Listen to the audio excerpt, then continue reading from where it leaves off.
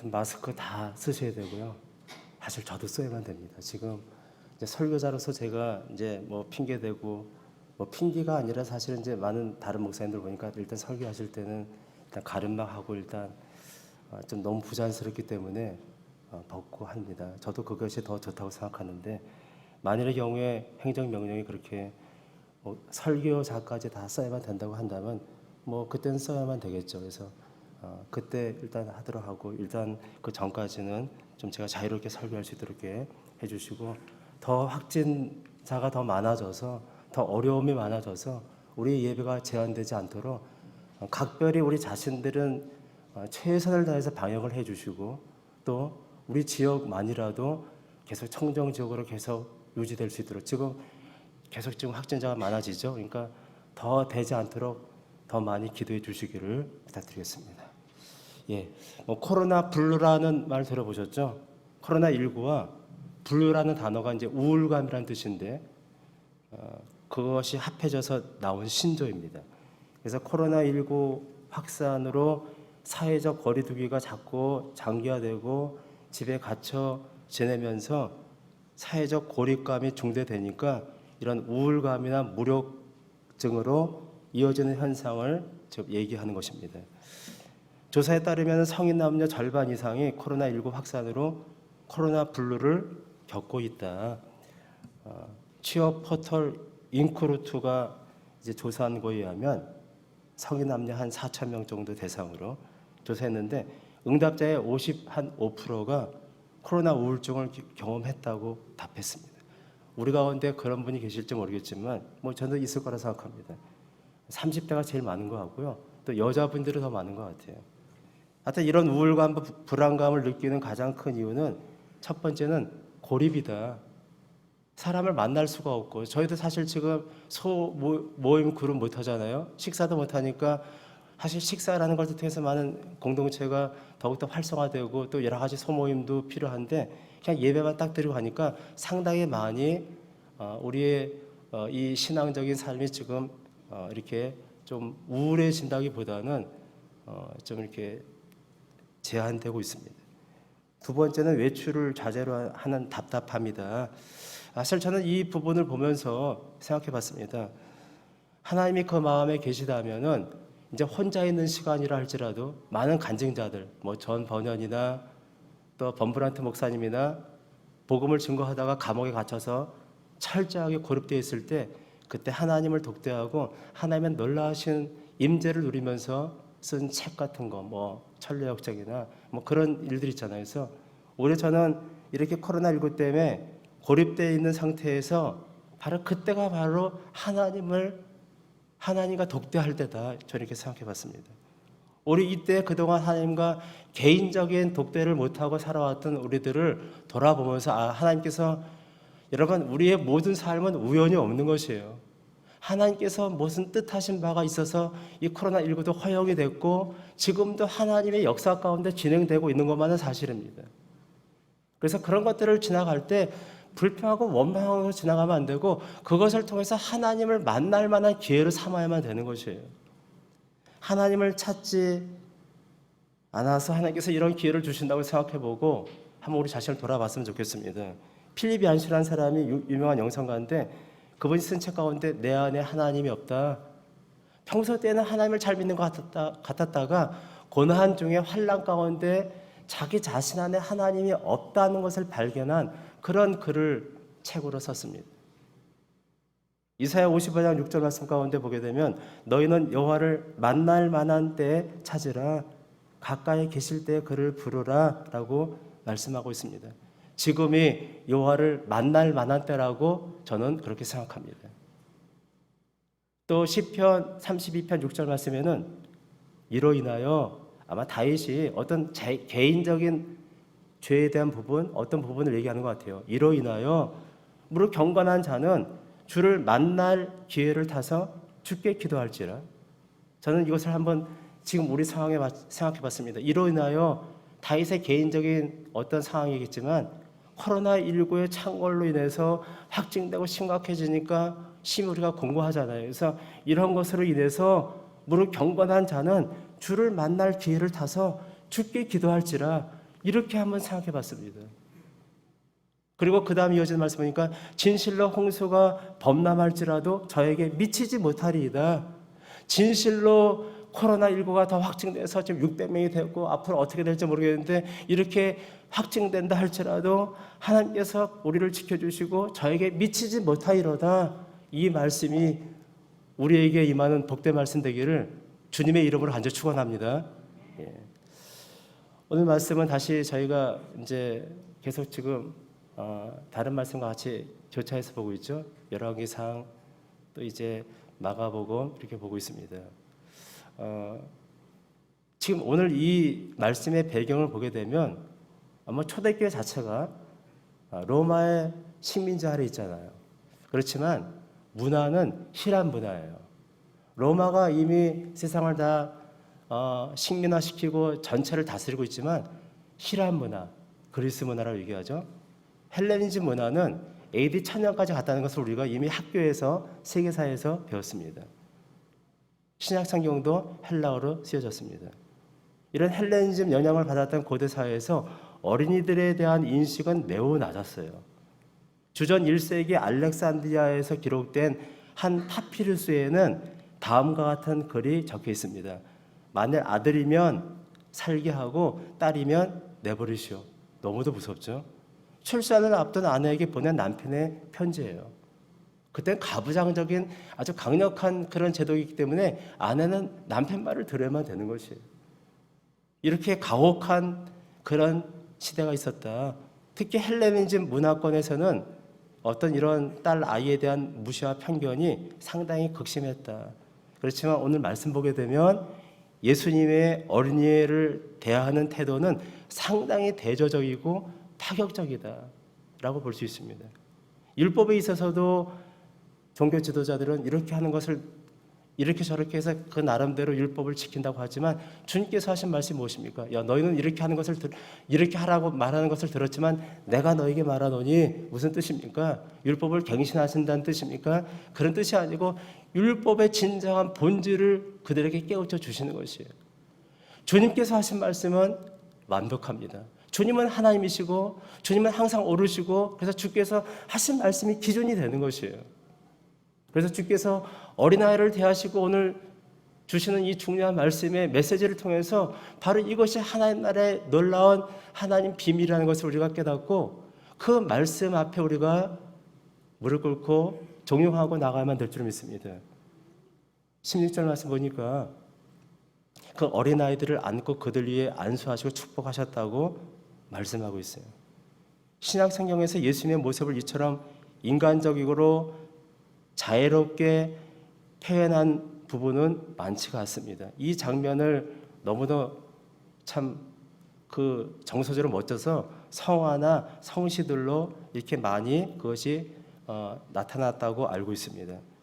사실상 어린이들에 대한 예수님의 이런 따뜻한 관심, 이런 교훈이 담긴 이 말씀으로 인해서 기독교 사회는 어떤 면에서 볼 때 어린이들의 가치를 새롭게 인식하게 되었을 것이고 또 그들을 위한 각종 문화시설과 복지 계획에까지 커다란 영향을 끼쳤다고 볼 수가 있고 주일학교의 발생이 꼭 이것만은 아니지만 상당히 지금 주일학교가 그래도 활성화되고 지금은 코로나19 때문에 많이 지금 침체되어 있지만 이런 것들도 우리가 참으로 주님께서 이렇게 어린아이들을 사랑하시는 이런 모습들을 통해서 우리가 더욱더 힘을 얻고 고무되지 않을까요?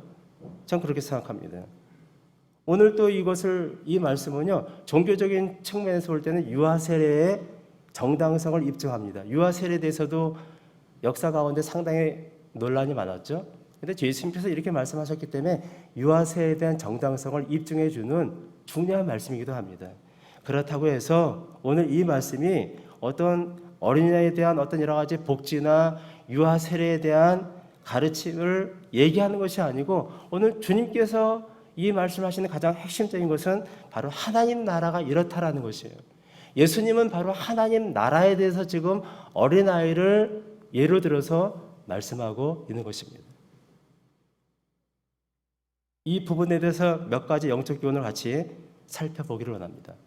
사실 우리가 이 말씀을 여러 번 다뤘지만 오늘 조금 본격적으로 이 말씀을 좀 자세하게 한번 다뤄보기를 원합니다. 첫 번째는요, 여러분 13절 말씀 보실까요? 성경 펴놓으셨죠? 거기 보게 되면 사람들이 예수께서 만져주심을 바라고 어린아이들을 데리고 오매 제자들이 꾸짖건을. 여러분 사실 그 당시 예수님 당시에도 부모들이 어린아이들을 그 당시에 랍비들에게 선생이죠 데려와서 축복을 받는 그런 관습이 있었어요. 그 당시에도. 그렇지만 예수님의 제자들이 감히 그런 관습도 있었음에도 불구하고 어린아이들이 예수님께 오는 것을 막고 있습니다. 왜 그랬을까요?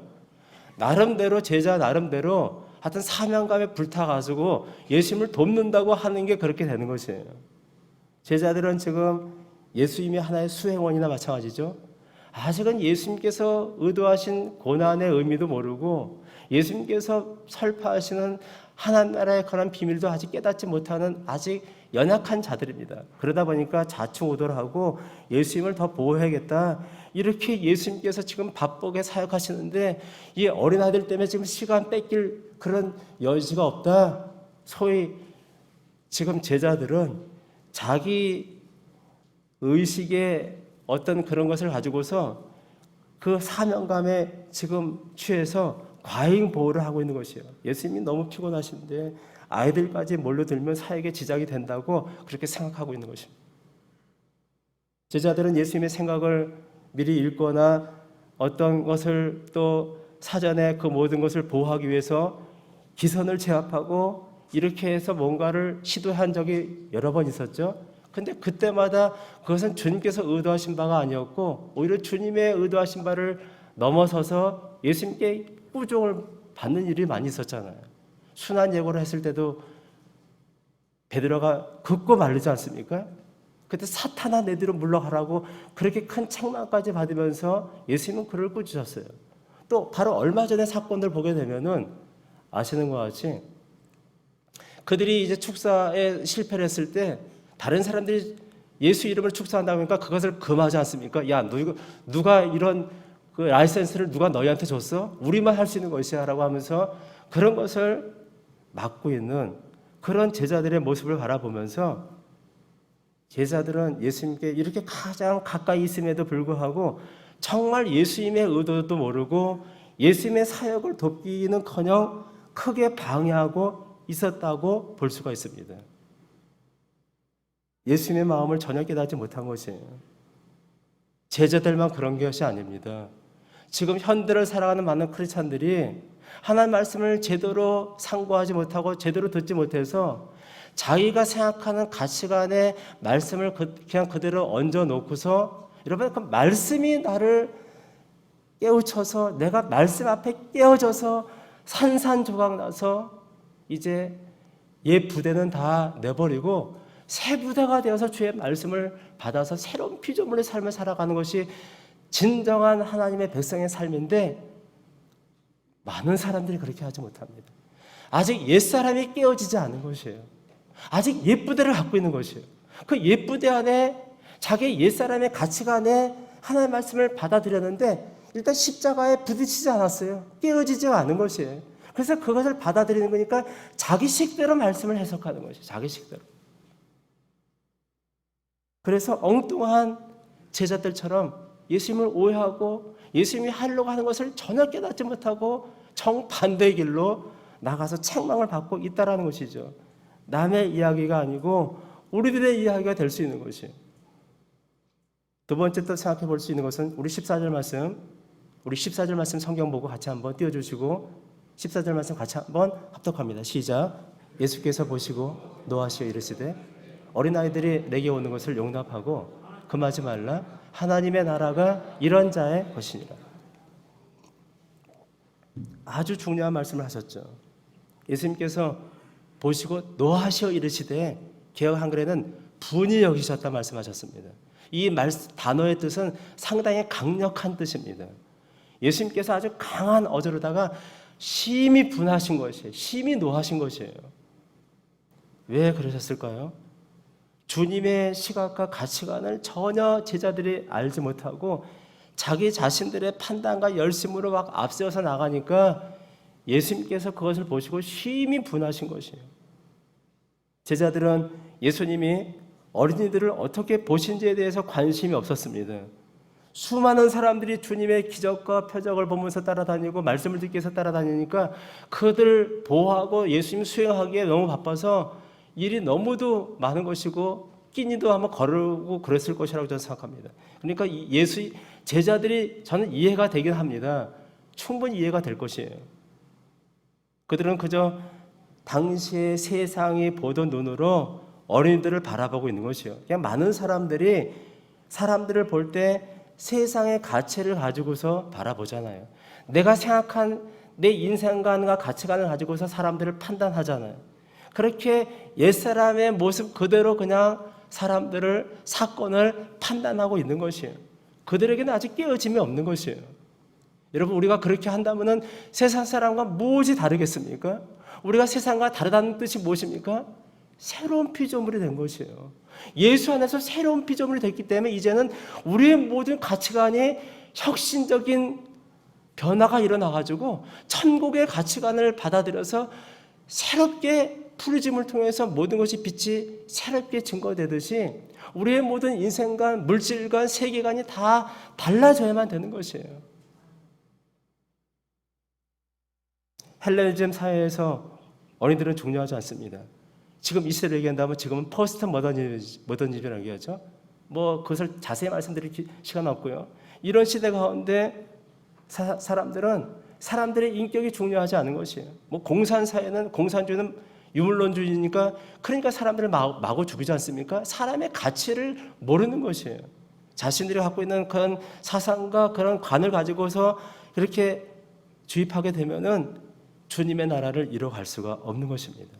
제자들은 예수님께서 어린아이들의 가치를 일찍이 가버나움에서도 교훈하신 사실을 까맣게 잊었던 것 같아요. 앞에 마가복음 이제 우리 10장인데 바로 9장의 앞에 36절, 37절 이런 말씀이 있죠. 어린아이 하나를 데려다가 그들 가운데 세우시고 안으시며 제자들에게 이르시되 누구든지 내 이름으로 이런 어린아이 하나를 영접하면 곧 나를 영접하며, 여러분, 어린아이 하나를 영접하는 게 주님을 영접하는 것이라고 이전에도 먼저 그렇게 어린아이에 대해서 중요한 교훈을 주셨습니다. 이사야 55장 8절과 9절과 잠언 16장 25절 말씀 같이 한번 띄워주시고 같이 한번 합독합니다. 시작. 이는 내 생각이 너의 생각과 다르며 내 길은 너의 길과 다름이니라. 여호와의 말씀이니라. 이는 하늘이 땅보다 높은 같이 내 길은 너희의 길보다 높으며 내 생각은 너희의 생각보다 높음이니라. 잠언서 16장 25절입니다. 어떤 길은 사람이 보기에 바르나 필경은 사망의 길이니라. 두 말씀 정말 중요한 말씀입니다. 우리의 생각과 하나님의 생각이 다를 수 있다는 것.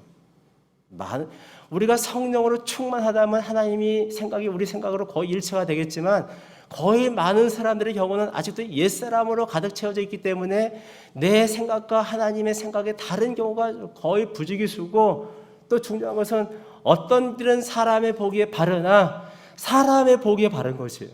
사람의 생각에는 꼭 이 길이 맞는 것 같아요. 그런데 필경은 사망일 수 있습니다.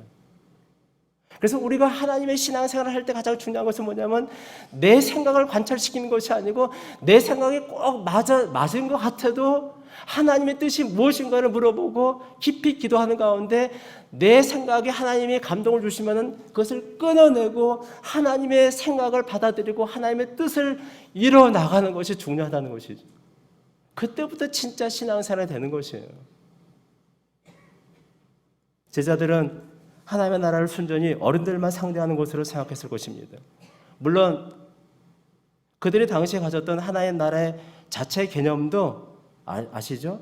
예수님께서 승천하시기 전까지도 마지막 제자들과 함께 그렇게 대면하고 대화하는 가운데서도 그들이 이스라엘 나라를 회복하시면 이때니까라고 이렇게 이상한 소리 하지 않습니까? 제자들은 아직은 주님의 가르침과는 너무도 거리가 먼 세속적이고 정치적인 생각을 갖고 있는 것이에요. 언제 그들이 깨어졌을까요? 마가의 다락방에 주님께서 부활하시고 40일 동안 계시고 13번 나타나시고 열흘 동안 기다리라 오순절 때 성령을 부어주실 것이라 말씀하셨고, 드디어 그들이 마가의 다락방에 모여서 성령의 부음받은 놀라운 역사가 일어나면서 그때서 그들이 깨어지게 된 것이에요. 그렇게 따지게 되면은 우리들도 마찬가지예요. 자연스럽게 교회 누구 손을 잡고 나왔다가 이제 예배 생활을 하고 교회 생활을 하는데 개인적으로 성령과 부딪히는 사건, 개인적으로 예수 그리스도를 주로 그리스도로 모셔드리고 정말 역동적인 그 주님의 놀라우신 그 은혜를 받고 눈물을 흘리면서 고백되어지는 그 사건을 맞이해야지만이 변화가 일어나는 것이에요. 요즘 새롭게 서술을 이렇게 보게 되면 여러분 참 좋은 간증들이 많이 있어요. 지난주인가 봤는데 어떤 수학자, 서울대 수학과, 그 아버님이 서울대 수학과 교수시고 이분도 워낙 공부 잘해갖고 수학과를 들어가서 결국은 미국의 버클리 유명한 또 거기에 대학에 들어가서 박사 학위를 6년 동안 받으면서 그 영광 가운데 하나님께서 어떻게 자기를 깨뜨리셨는지 그 역사를 얘기하는데 정말 하나님은 못 바꾸실 사람이 없다는 것을 알았습니다. 하나님을 만난 사람들은 다른 것이에요. 그 간증을 한번 보십시오. 하나님을 만난 사람들은 공통적인 것이 있습니다. 저는 제 간증만 처음에 이제 그런 줄 알았더니 그분이 그 간증하는 거 보니까 이게 정말 모든 사람들이 하나님을 정말 인격적으로 만난 사람들은 거의 그 간증이 공통적이더라고요. 그 주님을 만나고 나서 세상에 달라 보이는 것이에요. 포플라 나무가 나에게 노래하는 것 같고, 새들이 하는데 새들이 나한테 뭔가를 말하는 것 같고, 지나가다 꽃이 나에게 세상에 달라 보이는 것이에요. 주님을 만나면은 세상이 달라 보이게 될 줄 믿습니다. 주님을 만나야지만이 우리 마음 가운데 가치관이 변화가 되어서 사람들을 주님의 마음으로 볼 수 있고 주님의 가치관으로 세상을 바라볼 수 있게 될 줄을 믿습니다. 제자들이 이런 고집스러운 세속적인 사상과 그릇된 소명 의식에 의해서 이렇게 자신들이 열심히 노력하는 그런 봉사는 오히려 주님을 오히려 힘들게 하고 오히려 진짜 하늘 시민의 자격을 갖춘 그런 사람들을 밀어내는 결과를 철회하고야 말았다는 것을 우리가 말씀을 통해서 볼 수 있습니다. 자, 그렇다면 본격적인 말씀이죠. 그렇다면 하나님 나라에 들어가는 조건이 무엇인가? 자, 15절 말씀, 오늘 15절 말씀을 같이 한번 다시 합독합니다. 시작. 내가 진실로 너에게 이르노니 누구든지 하나님의 나라를 어린아이와 같이 받들지 않는 자는 결단코 그곳에 들어가지 못하리라 하시고, 이 말씀은 제가 수없이 여러 번 강조한 말씀이죠. 오늘 말씀 가운데 주님께서 하나님의 나라, 여러분 하나님 나라의 가장 중요한 그 모든 권한을 갖고 그 구속을 이루신 예수님께서 오늘 친히 말씀하시고 결단코 이렇게 하지 않으면 들어갈 수 없다고 말씀하셨으니까 귀를 쫑긋하고 우리가 들어야만 되는 것이에요. 이 말씀은 어린아이들이 모두 천국에 들어간다는 것을 말하기 위해서 주신 말씀이 아닙니다.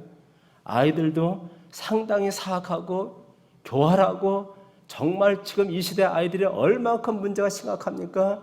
특별히 청소년들, 너무 그 중학생들 엄청난 죄악을 저지르는데 정말 여러 가지 소년법에 의해서 집어넣지 못하는데 또 나오면 또 큰 죄, 법이 좀 바뀌던가 어떻게 해야죠. 갈수록 아이들이 나이가 더 적어짐에도 불구하고 영악하고 정말 학교 폭력은 심각한 정도로 지금 올라가고 있고요. 갈수록 그 연령이 점점 적어지고 있습니다. 애들이 아닌 것이에요.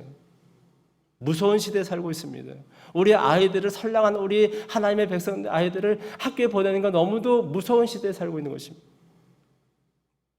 오늘 말씀은 하나님 나라에 들어가는 조건을 어린이들을 예로 들어서 뭔가 어린이들이 지닌 특성을 말씀하고 계신 것입니다. 예수님은 16절 말씀 보니까 그 어린아이들을 안으셨죠. 아이가 더 적을수록 더 폭 안기겠죠. 여기서 우리가 생각할 수 있는 중요한 부분이 있습니다. 어른의 품에 안길 수 있는 아이가 예시하는 것이 있다. 보여주는 것이 있다. 한마디로 그 아이가 작기 때문에 어른에게 안기는 것이에요.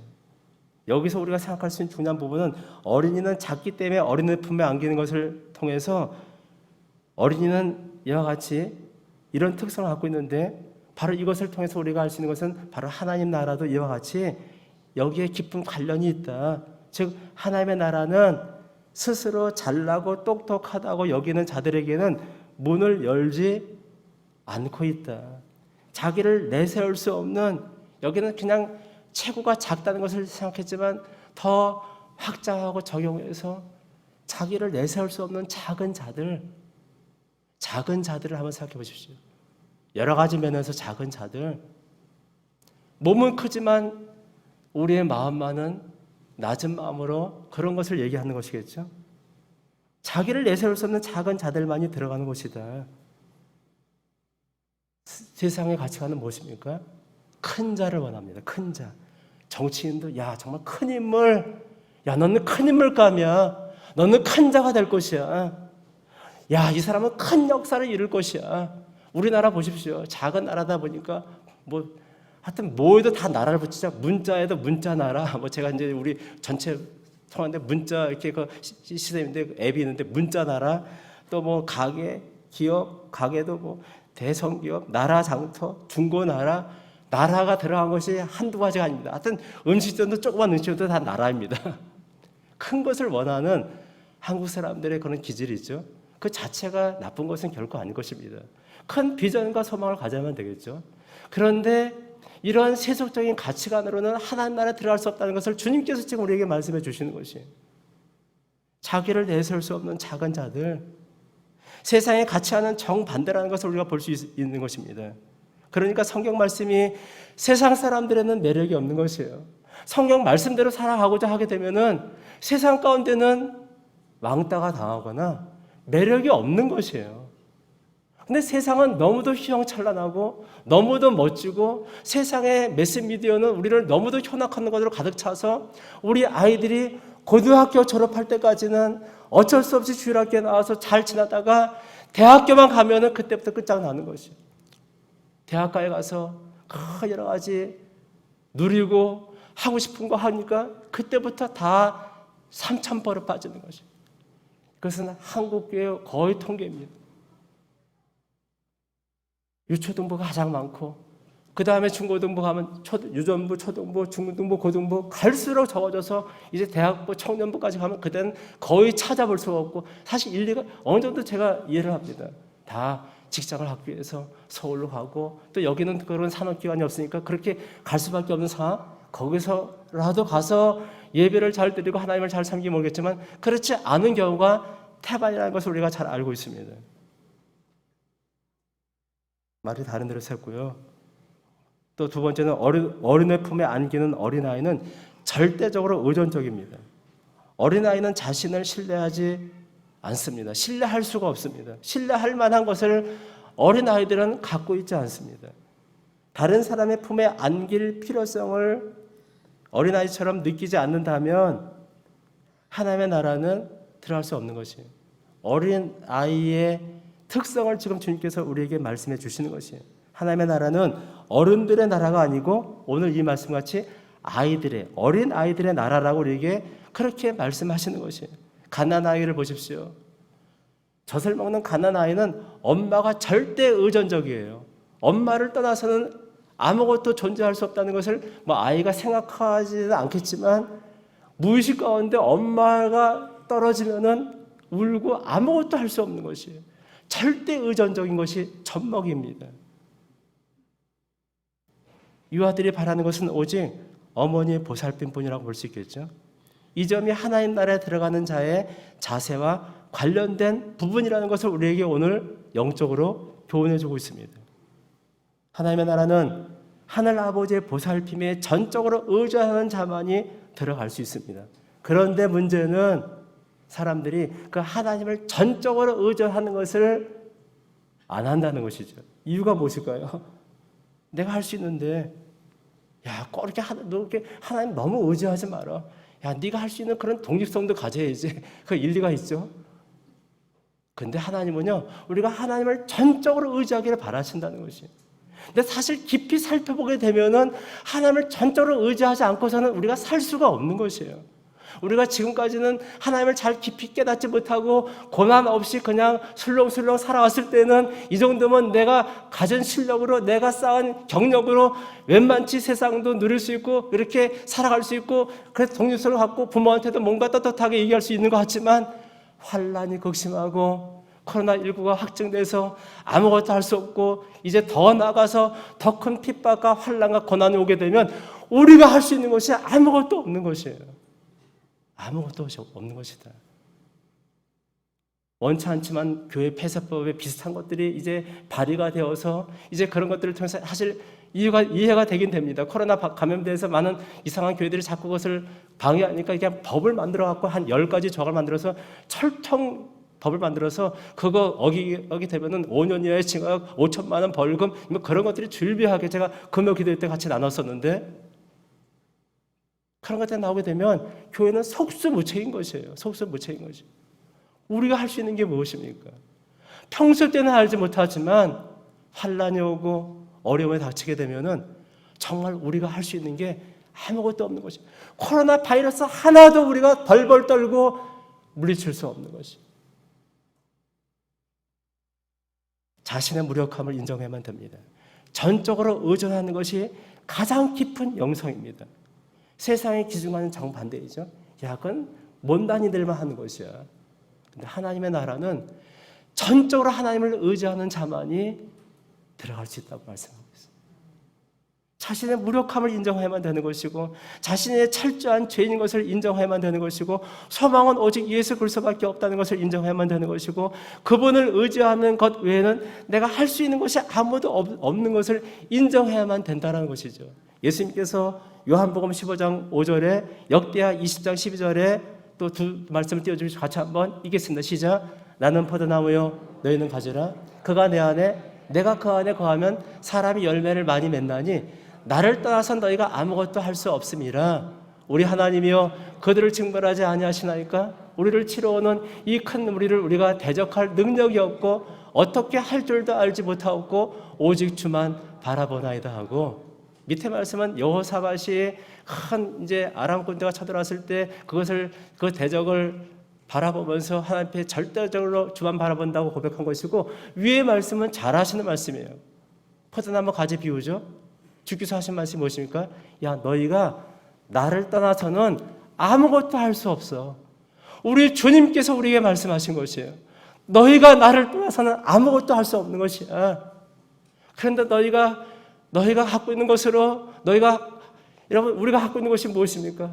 하나님께서 우리에게 지혜를 주시고 명철을 주셔서 우리가 공부를 하고 대학에 들어가서 전공을 살려서 사회 전체에 나가서 직장에 하나님이 주신 그 틀 안에서 그런 직장들을 사람들이 만들고 산업의 경계를 만들어서 물건을 만들고 하나님께서 주신 모든 것들이 하나님께서 주신 것을 가지고 사람들이 개발해서 그것을 이렇게 물건을 만들어서 사고 팔고 그래서 돈을 벌고 집을 짓고 자동차를 굴리고 그 모든 것들이 하나님부터 오지 않은 것이 어디 있냐는 것이에요.